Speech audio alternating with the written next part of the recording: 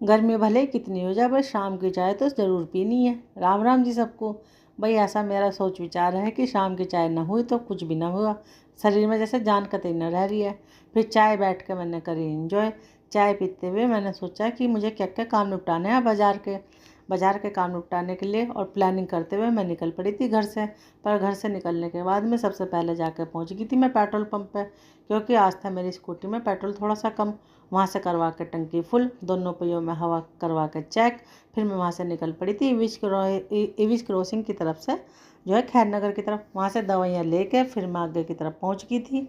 दवाइयाँ लेने के बाद में मैं आ गई थी वैली बाज़ार की तरफ को। यहाँ पे भी थे मुझे 2-3 काम, उसमें से 2 काम हो गए थे, एक काम मेरा फिर भी रह गया था। वो काम निपटा कर मैं आ गई सर्राफा की तरफ। सर्राफा की तरफ देखा तो भारी मात्रा में था पुलिस बल तैनात, जो कि शाम के टाइम था अपने गश्त के लिए तैयार।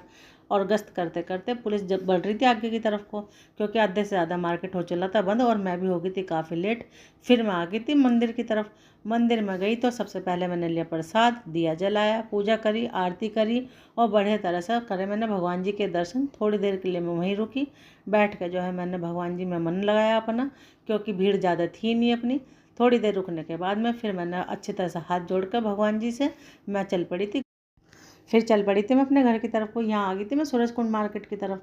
यह है एसके रोड, यहाँ की स्पॉट मार्केट, और दिखने में रात का नज़ारा लग रहा था कुछ इस तरह से। फिर फाइनली मैं आके पहुँच गई थी अपनी गली में। अपने घर पर आने के बाद सबसे पहले पिया मैंने घड़े का ठंडा पानी, और मेरा दिन तो गया कुछ इस तरह से बिजी। और मेरे चैनल को सब्सक्राइब करना ना भूलें। आपका कैसा गया आप भी बताना, और कमेंट में